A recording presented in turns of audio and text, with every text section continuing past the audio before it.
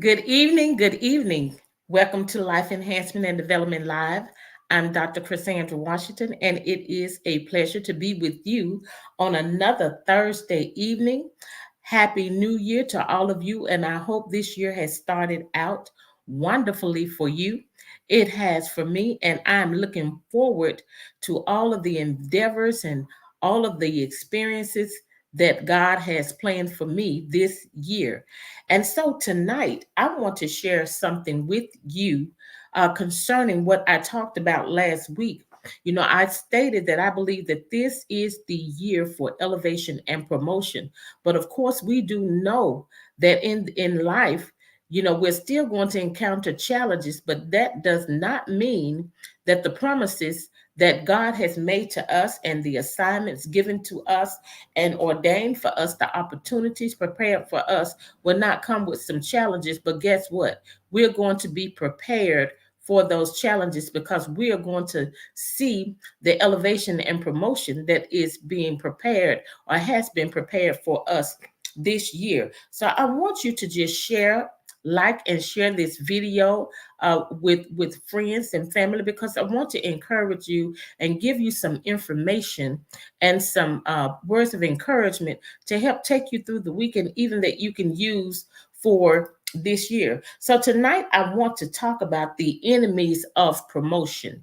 And we do know that anytime something great has been given to us or promised to us, we know enemies are going to show up. And I want to talk about one of our greatest enemies, and to me, the number one enemy. And the reason I say it is the number one enemy, because in my studies and observation, and even in life, my own experiences, whenever you're given an opportunity or given an assignment, fear shows up. And I know this to be true because when I read in the word, when God gave uh, different ones assignments or promises, fear always showed up, and he would always have to encourage them not to be afraid. And so that's what I want to talk to you about tonight. One of our greatest enemies to promotion and elevation that you can count on, that's going to show up to try to prevent your promotion and your elevation, and that is fear. Now, I want to talk about a person in the Bible, and of course, Life Enhancement and Development Enterprises is the things that we teach are based on biblical principles. And of course, we use other principles, and we use other information and knowledge, but the foundation is biblical principles. And so tonight, I want to talk about Solomon. When Solomon was given a big task, a big assignment, and that was to build a place of worship for his people. His father David wanted to build a place of worship for God, for worship, for the people to come and for God's presence to dwell in. But God told David, I don't want you to do it. I'm going to give this assignment to your son Solomon. And so when God told David this. He told him, he said, look, I am so, I appreciate you wanting to build me a house, a place of rest, but I want to establish your house. I want to establish your family. And, he wants to do that for us as well. He wants to establish our families. He wants to give us the ability and give us the power to get wealth and the ability to be able to establish a legacy for our families. And I often hear people say, and some of my friends and I, we talk about our children or nieces and nephews, the generations after us, and is it appropriate, to make things easier for them? Is it appropriate, or should we do things, set things in place to make it easier for them? And I believe that we should, to an extent, and it is biblically sound. It is something that God wants us to do. He wants to establish our houses and our families from generation to generation to generation.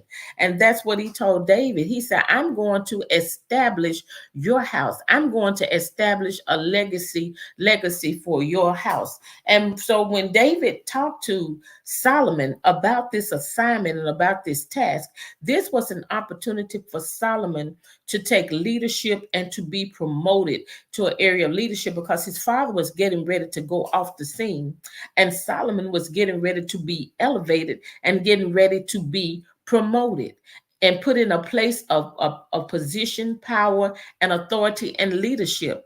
And so David wanted to encourage his son, and he did. He encouraged his son. He told him, he said, look, I'm going to put things in place for you. I'm putting these things in place for you so that you can succeed in your endeavors, so that you can succeed in what you have been assigned to do.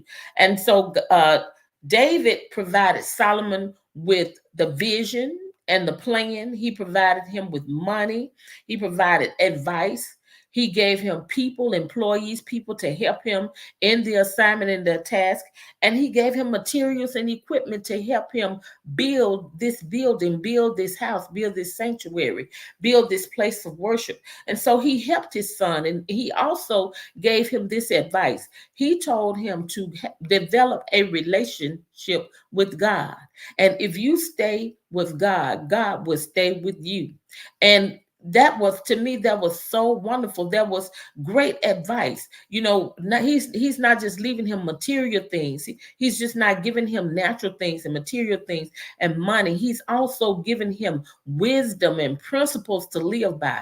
And that's what we should do for our children as well. We should teach them principles, great principles to live by, so that they can be successful, so that they can progress in life, so that they can see the elevation and the promotion that has been predestined and assigned for their lives. And elevation and promotion is predestined and assigned for you. It is God's will and his pleasure that we increase, that we prosper, and that we grow. But if we don't handle some things and deal with the challenges that comes, we will not see the elevation and promotion that he has for us. And so I want to go through here quickly to talk about how we can defeat and annihilate fear and prevent fear from taking our promotion and elevation, or keep fear from preventing us from seeing the manifestation of the elevation and promotion and success that we want to see in life. So what did David do? What did David tell his son, how his son to do to be able to see the manifestation of success and promotion and completion of his assignment? Well, the first thing David told Solomon was to be strong. If you want to defeat the enemy of fear, you have to be strong. Now, one thing that I noticed when I began to read and see all of these things that David was telling Solomon, I noticed that it had to do with the inward, the mental preparation to be able to deal with this enemy that may come to try to keep him from being successful in completing his assignment and his work. So David told him, he said, I need you, Solomon, I need you to be strong. And what does it mean to be strong? To be secure in who you are. Don't let the challenges and don't let fear cause you to waver in your knowing who you are. Maintain your image, maintain who you are, and maintain your identity of who you are. You are my son, and you are the son of God, and you have everything that you need. You have great power within you. So he told him, he said, I need you to remain, I need you to be strong. Then he told Solomon, this is another thing that we have to use to be able to defeat fear. You have to be courageous. You have to be courageous or be bold. You have to be courageous. That's the only time courage can be employed or activated is when fear is present. So you have to be courageous in the face of fear. To deal with fear, you have to be courageous. You have to be persistent in the face of the adversity that comes through fear. Then he told him, you're going to have to do it. You're going to have to go through with the vision, and you're going to have to go through with the plan. You're going to have to take action. You're going to have to do some work. You're actually going to have to produce some results and some outcomes. You're going to have to take action. And a lot of times fear keeps us, that's where we get stuck, because we fail to be courageous, and we fail to be strong. And when you fail to be courageous, and you fail to be bold, and fail to be strong, you can't take action. So a lot of times we're waiting for the feeling of fear to go away, the feeling of anxiety to go away. But you have to do it, take action in the face of this anxiety or this adversity. So he says you have to be strong, you have to be courageous, and you have to take action. When you do these things, you defeat fear. You prevent fear from taking over and taking control of you. That's right, Jamie. You have to stand firm. You have to stand firm. You cannot allow fear to cause you to move. And then he told him, he said, Solomon, do not be afraid or be dismayed. To me, those words be determines or gives a attitude or position of character and attitude. So you can't take on fear. Do not be afraid and do not be dismayed. Don't let that be your personality or your character to be fearful. So what is fear? You all that are here, tell me what do you think? What's your definition of fear? Hello, Niagara White. Thank you for joining. So what is your definition of fear? Fear to me means to be terrified. Now, we're not talking about the type of fear where you have it's an inherent emotion to let you know that there's danger. We're talking about fear, which is a state of mind, a mindset of being being timid, or a mindset of taken down. So what does fear, can you give me a word, Niagara? Not knowing the outcome of a situation. That is very good, Niagara. That is a very, very good statement. Not knowing the outcome. Let me put a comment back. Now, Niagara said fear is not knowing the outcome of a situation. Now, that would cause some anxiety, and yes, fearing the worst instead of expecting the best. You are expecting the worst. So those are some great examples of how fear, a spirit of fear, can show up in our lives. So David was telling Solomon, he said, look, do not be afraid, do not fear, and do not be dismayed. Now, I looked up that word dismayed, and it says to be broken into pieces. Have you all ever heard someone say, you just falling apart? Stop falling. You can't fall apart. You can't fall apart. And that's what he was saying. Now, this assignment, this task, what I have given you to do, what I have called you to do, who I'm telling you that you are, and where I'm taking you, don't allow it to cause you to be afraid and fall apart when you see what it is that you have to do. And God thinks big. and he wants us to think big, and he has great things in store for you, and he has a great promotion for you. And he's saying, do not be dismayed. Don't fall apart. Don't fall apart and don't fall into pieces. Keep your composure. Do not be dismayed. And so fear attacks your mind. Fear attacks your mind and tries to get you to make the decision that you're not going to be who God says that you are, and you're not going to take that position of power and authority that he has given you. So he's saying, no, don't do that. Don't be dismayed. Don't be fearful, but be strong, be courageous, and take action. That's the only way you can defeat fear, is to be strong, to be courageous, and to take action. Then he told Solomon something else. He told Solomon this. He said, you are not alone. You are not alone. Type that in the comments, you all. I am not alone. I am not alone. Tell me why you're not alone. You are not alone because God is with you. That's what David told Solomon. He says, you are not alone because God is with you. He won't forsake you. And I love what he said, Jamie. He said, you are not alone. That's right, Niagara. He said, you are not alone. And he said, God will not fail you. So it's already set up that you will not fail. If he gives you something to do, if he says that he's going to do something for you, and he promised you that this is where he's taking you and this is what he's going to do in your life, he will not fail you. He will not fail you, because God has proven himself to me before. You better say it, Niagara. He has proven himself before. And so we have to remember that you are not alone, and he will not fail you. You are not alone, and he will not fail you, and he will not forsake you. He will not leave you. Don't you think that would be terrible if somebody give you an assignment to do and tell you to do something and then leave you by yourself? He's not like that. He's not like that. So you can be guaranteed that you're going to see the results and the promotion and the elevation that he has promised you, and all the things that comes along with it.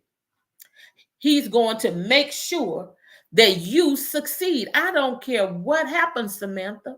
I don't care what they say. I don't care what they do. I don't care what the enemy tries to say. I don't care what enemy tries to oppose you. Whatever comes before you, Niagara, whatever comes before you, Jamie, it has already been established that you will not fail. You will not fail. He will not fail you. He's going to make sure that you are successful, and that the enemy of fear and any other enemy that tries to come up against you will be defeated. So that's what David told Solomon. He said, look, you are not alone. God is with you. He won't leave you. He won't forsake you. And then he says, you will finish the assignment. You will complete the work. I don't care if fear does try to present itself before you. Whatever enemy tries to come, he said, you will not fail. You will finish the work. All right. What else did David tell Solomon?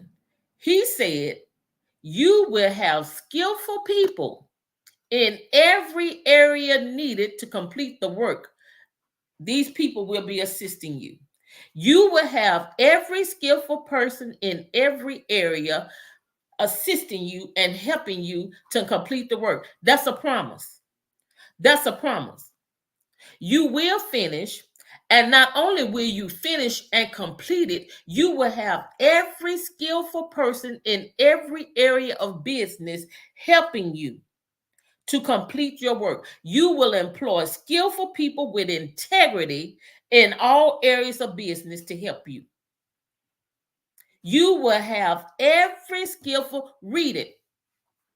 If he said it, you can count on it. If he gives you an assignment and gives you work to do, you can count on it. 1 Chronicles 28, 20 and 21. He says, I'm going to give you every skillful and willing person with integrity that are skillful. If you need someone to do accounting, he got that skillful person for you. If you need someone to be a manager, he has that person for you. If you need someone to be an executive assistant, he has that person for you. If you need someone to be a graphic artist, he has that person for you. If you need someone to be a therapist in your organization, he has that person for you.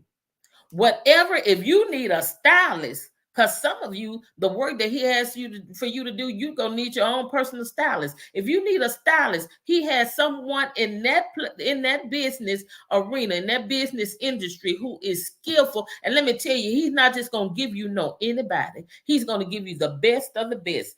You can bank on it. You can count on it. Because he won't fail you, because he wants you to succeed. So he's going to give you the best people in that particular line of business and in that area.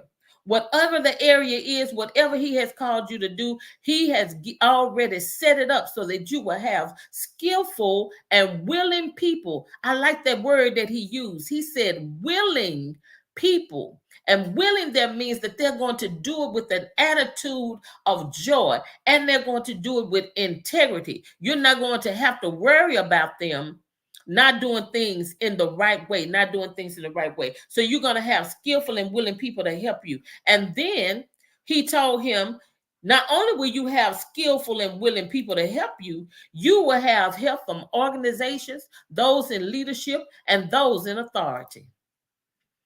Can you imagine? Because he had a great work to do. He had a great work to do. And David told him, he said, now don't get alarmed because it's a big thing. It's a big thing. And you know what? God always asks us to do things that are greater than us because he's great and he's the one who wants to carry it out. But this elevation and promotion and these great results are going to take place in your life because he's the one who's going to give you the grace and ability to do it. But we cannot allow the enemy of fear to take our promotion and to take our place of elevation that God has ordained and assigned for us. You got to deal with the fear. And in order to deal with the fear and conquer the fear, you have to be strong. You have to be courageous. You have to take action. You cannot be afraid or dismayed. You can't fall apart when fear comes, because fear comes in a lot of ways. And now Ari and Jamie named some of those ways. You fear, you're scared that the worst is going to happen. You're afraid that you're not going to be able to complete it. Fear just shows up in all of these different ways. But we got something for fear. We got courage. We got boldness. We got strength. We're not going to be afraid. We got God with us to help us. And we got assurance that we will finish the assignment. We will complete the work that he has given us to do. And we will have skillful and willing people to help us. So don't be afraid that you're not going to have everything that you need, that nobody's going to support you, that nobody's going to help you. He said that he's going to give you willing and skillful people to help you. Don't be afraid that you're not going to be able to get the resources and networking and all the things that you need, because he said the organizations and people in leadership, the governors, the mayors, the CEOs, the pastors, the leaders, all of these people in the community, all these people in areas of government, all these people in different industries and leadership, these people are going to be at your total command. That's what he told them. He said that they're going to be at your total command. Jamin, I believe you read it. That's right. We are his princess and he wants the best for us. And in that passage, he told Solomon, he said the princes are going to be ready to help you. And that means people, he said the Levites, and that means people in different areas of organizations and structures and positions of leadership and authority are going to be totally at your command. They're going to be looking at what it is that you need to do and going to be ready to help you. So you don't have to be afraid. You don't have to be afraid that you don't have enough. You don't have to be afraid that you are not enough. You don't have to be afraid about what anyone says or anyone tries to do. Fear comes in all those ways. Fear, I remember when I was reading about Nehemiah trying to build the wall. And Sanballat and I think Tobias came and was just talking about him. What you trying to do? That wall is not strong enough. A fox can walk on it and make it fall down. But Nehemiah said he did not even pay attention to what they were trying to say and trying to do. And it was just chatter. It was mainly talk. Fear says a lot of things. Fear says it just talk. It was talk and nothing even valid. But they tried to mess with his mind. And that's what fear tries to do. Fear tries to mess with your mind. So it says a lot of things that have, as Niagara said, that hadn't even happened. But it wants you to think that it's going to happen. But do not give in to the chatter and the negative talk of fear. So he says all of these things are going to be available to you. And so when you have God to help you, when you have God who has promised you promotion, elevation, and promises, and as I stated before and on last week, yes, challenges are going to come, things are going to come. You can count on the enemy to show up, but we already have the remedy. We already have the assurance that we are going to accomplish what he has said that we're going to do. And not only are you going to accomplish it, you're going to be effective and efficient in what you have been anointed and assigned and chosen to do. So we don't have to be afraid. We don't have to give our energy to negativity. We don't have to give our energy to the things that the enemies try to do to us. And tonight we're talking about fear, but next week we're going to talk about some more enemies, because this year we can be assured, because he has already told us that he will not fail us. So you can be assured that your promotion and your elevation is going to happen, because he will not fail you. So I don't care what's going on right now. I don't care what's being said, what's being done, what you have, what you think you don't have, what you think you need is already been prepared, because he said that he has already put everything in store for you. That's what David did for Solomon. He had already prepared everything. He had money, he had gold, he had all the materials, he had all the people, and he encouraged him. He encouraged him like I'm encouraging you to take action, to keep moving, to keep going forward. Do what you have been assigned to do, no matter what. Don't let fear stop you in no shape, form, or fashion. It has been awesome and wonderful to share with you. I want to encourage you one more time to be strong in the face of fear. Be strong, be courageous, take action. Know that you are not alone. Do not be dismayed, or don't be afraid. When something challenges come, or when fear start talking, don't you allow fear to make you fall apart. No, don't you fall apart. You know that you will finish your assignment, and you have every skillful and willing person in every area of business that you need, or whatever it is that you need, that you are called to do, in the different areas that you need support and help and work to help you get done what you're trying to do. He already has the skillful and willing people to help you do it. Even organizations and even people in areas of authority and leadership, he has already spoken to their hearts to let them know that Jamie is coming, Niagara is coming, Samantha is coming, or go to Jamie, go to Samantha, go to Niagara. He has already ordained the persons that you need, and the organization and resources and everything that you need to get the work done. And I guarantee you, he said it, you will do it. You will have it. You will accomplish it. He said it, and you can believe it. So, on that note, I want to leave you tonight. Be strong, be courageous, be bold.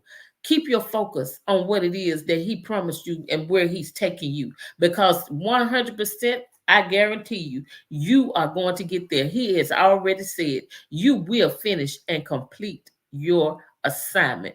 This year is an awesome year for you. It is everything has already been put in place. Don't let anything deter you. Don't let anything cause you to get off focus. Don't receive anything that is different from what he has already promised you and shown you. And I'm looking forward to hearing of the great and awesome things. Good night and have a wonderful, wonderful weekend.